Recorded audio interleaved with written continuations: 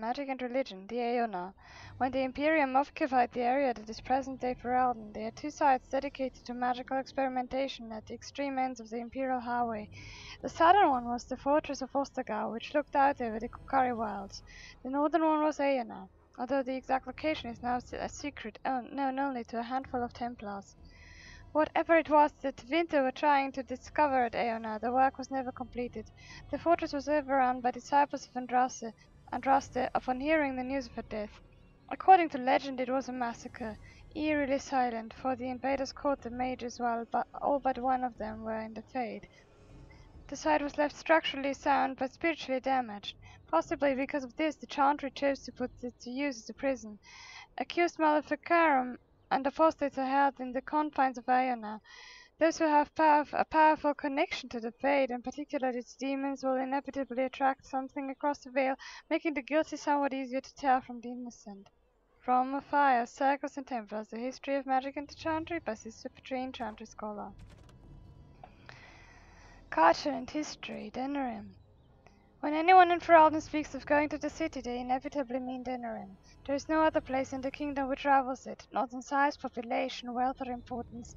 It is the seat of the Therin family, the capital of Ferelden, the largest seaport, and by ancient tradition, the meeting place of the Landsmeet.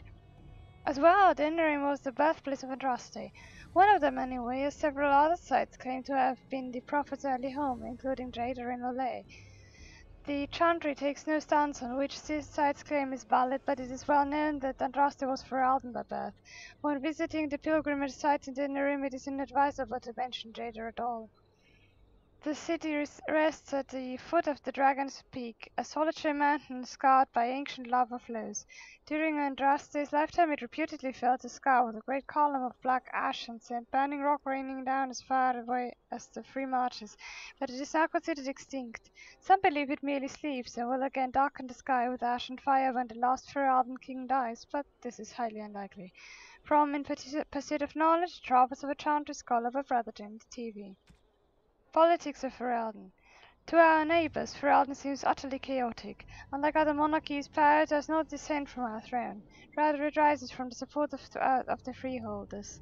Each freehold chooses the ban or owl whom it pays allegiance. Typically, this choice is based on proximity of the freehold to the lord's castle, and it's worthless to pay for the upkeep of soldiers who will arrive at your land too late to defend it. For the most part, each generation of freeholders cast its lot with the same ban as their fathers did, but things can and do change.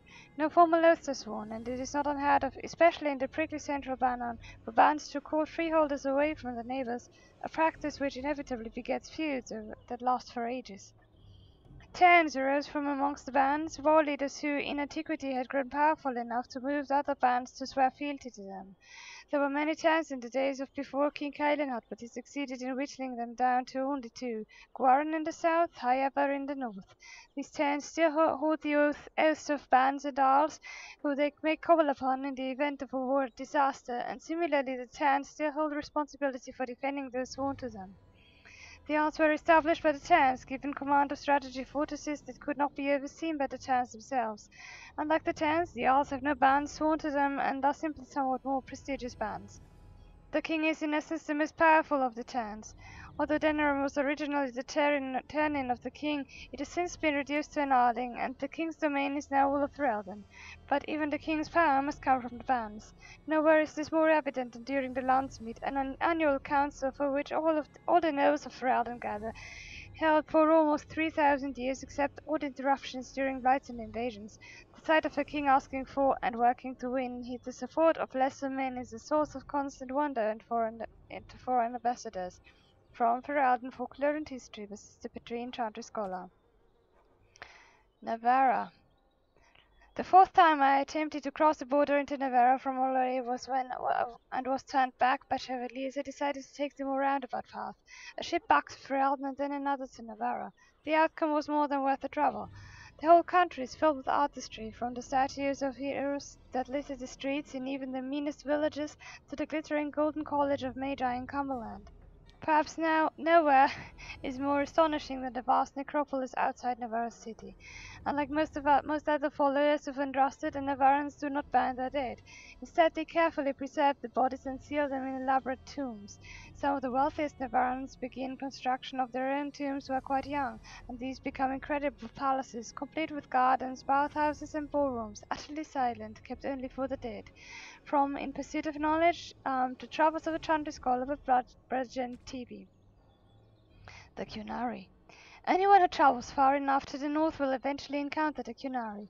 White-haired, brown-skinned giant, a head again taller than man, with frighteningly calm demeanors and a sort of sparkling fire behind their eyes. For quite a long time people believed that all Qunari were male, or that men and women were simply indistinguishable. It was not until the blessed age that diplomats from Rivain were allowed, however briefly, to visit Ferelden, and they discovered that Qunari females do exist in abundance and are quite easily recognized. The Rivainis say that Qunari have a certain kindness to them, or at least a conspicuous lack of cruelty, although I did not observe the creatures closely enough to evaluate their character. From In Pursuit of Knowledge, Travels of a Chantry Scholar with Brothergen TV. Rivain. Nowhere in my travels, not in the heart of the Imperium nor the streets of Orzammar, have I felt so much an outsider as in Rivain. The chant of light never truly reached the ears of these people. The years they spent under the thumb of the Qunari left most of the country zealous followers of the Qun. But resistance to the chant goes deeper than the Qunari war. The Rivaini refuse to be parted from the sea as wise women who are in fact hedge mages, communicating with spirits and actually allowing themselves to become possessed. The chantry prohibition against such magical practices violates millennia of local tradition. From In Pursuit of Knowledge, Travels of a Chantry Scholar with Brothergen TV. And this is why I love the man, because he doesn't judge. Geography of Thedas. Thedas is bound to the east by the Amaranthine Ocean, to the west by Tirashan Forest and the Hunterhorn Mountains, to the south by the snowy wastes that lie beyond the Orkney Mountains, and to the north by the Donag Forest. The word Thedas is what is Tevinter in origin, originally used to refer to lands that bordered the Imperium. As the Imperium lost its stranglehold to conquered nations, more and more lands became Thedas, until finally, Thedas I think to say, until finally people applied the name to the entire continent. The northern part of Thedas is divided amongst the Andafals, the Tevinter Imperium, and Tiva and Rivain, with the islands held by the Qunari just off the coast. Central Thedas consists of the free marshes, Nevarra and Orlais, with Ferelden to the south. What lies beyond the snowy waste is mystery. The freezing temperatures and barren land have kept even the most intrepid cartographers at bay. Similarly, the western reaches of the Andafals have never been fully explored, even by the Andals themselves. We do not know if the dry steppes are shadowed by mountains, or if they extend all the way to a nameless sea. There must be other lands, continents or islands, perhaps across the Amaranthine or north of Ferelden, but the Qunari arrived in Thedas from somewhere. But beyond that deduction we know nothing. From In Pursuit of Knowledge, Travels of a Chantry Scholar with Brothergen TV. Characters: Shale. 300 years earlier she had been Shale, of Haskadash, warrior of King Valtor, and a volunteer who chose to dedicate her life for all time to the defense of Orzammar. Books and songs. The History of the Chantry, Chapter 4. The crowds present at the death of Andraste were right to feel despair. It is believed that the prophet's execution angered the Maker, and he turned his back on humanity once more, leaving the people of Thedas to suffer in the dark. In these dark times, mankind scrambled for a light, any light. Some found comfort in demonic cults that promised power and riches in return for worship. Others prayed to the old gods for forgiveness, begging the great dragons to return to the world.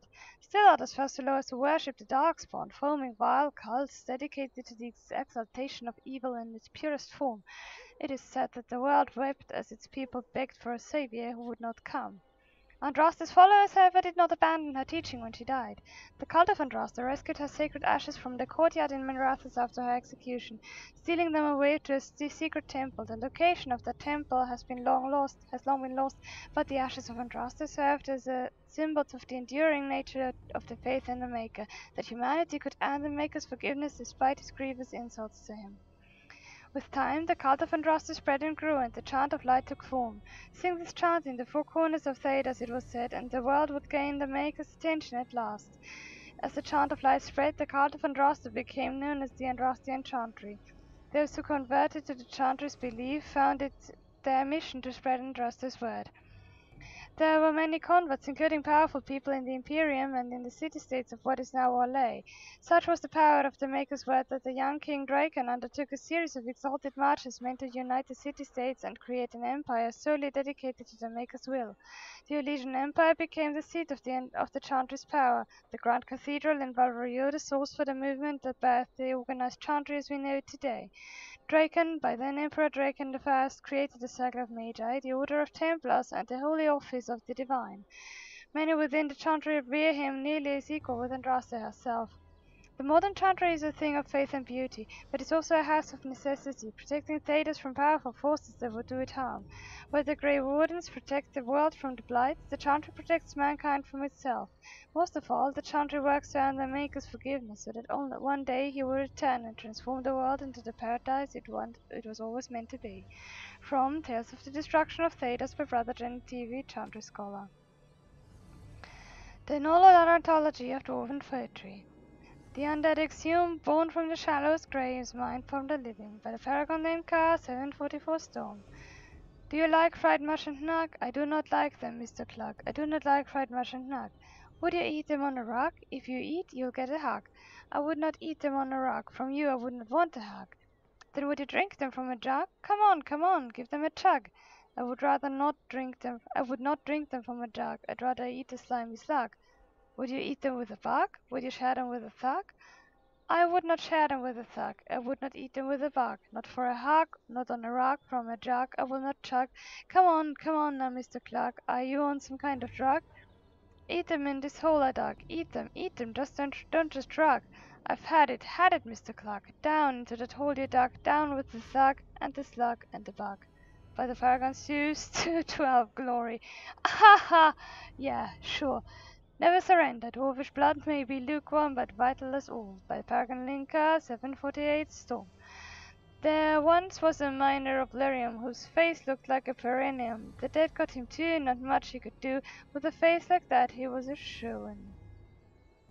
What? That isn't even a limerick, doesn't it work? Inium. Shoo-in. No, it's not. It doesn't read Lirin. By the wordsmith Carlol of House Yonok, 911 Dragon. Load. Notes. The Black Vials. Yes. Binding the sixth corpse walker. United we purge this realm of your corruption. The smallest among us binds you by your true name. Anton Wither, revenant and perversion of a friend not met. Your strength and guile denied by innocence. And Rusty hold your demon and bind your rage for eternity. 6 thumbprints in blood mark the end of the text. One is small, as though made by a child. That is a bit odd. Correspondence Interruptus. We have something new. I've read this. I don't think I've read this. To wear at Lowstone, Ace Race height. I can for the differences others perceive, but matching your helmet to my tunic for the amusement of standing in line with your new silences this invited attention where none was desired. I will not suffer your company again. Alison high over. Scribble below, gonna miss knocking heads with those girls. Yes, I've read this. And that. And that. And that. And that. And that. And that. I didn't read that though. To one's paramour, when last we embraced, one noticed the redolence of another's company, but one was unmindful. His most eminent Sir Featherhap Smith Oswald III. The Shaper's Life. You have walked the path of the Shaperate and documented the stone. The blessing of the Shaperate is yours to wield in the carving of a new path, one for tomorrow's Shaper to follow, from the Shaper's Life. Topsider's Honor. There must always be another to take up arms against the darkness. It is the core of true family, beyond kin and the unifying link that will bring day to night and allow the fallen to rest. Restore description, Tralmont family blade. Blackstone letter of condolences. My dear lady, it is with great regret that I must inform you of the death of your husband. He died as he lived, with the greatest honor, completing a task of vital importance to the guild. Rest assured that we will take vengeance on those responsible for his death. Please accept my condolences for your loss. Railnar Hawkwind. This letter is marked with the seal of the Blackstone Irregulars. Renold's plea. Should you find this note, I beg you, please complete my task. I am Renold, master, mage, and mentor to the misguided fool Hesher. It seems that my young apprentice got mixed up in magic unmentionable, for which I pledged to pursue him to the ends of the world. If you are reading this, then my apprentice called up to me and choked me from my last breath. I beg you to delve into this ancient elven forest and end the threat of the abomination my beloved apprentice has become. Should you do this, then, I beg you, keep the felt sparring you find on my apprentice's finger as a token of my thanks, and may you never know profound failure such as that I feel as I write this, Renold.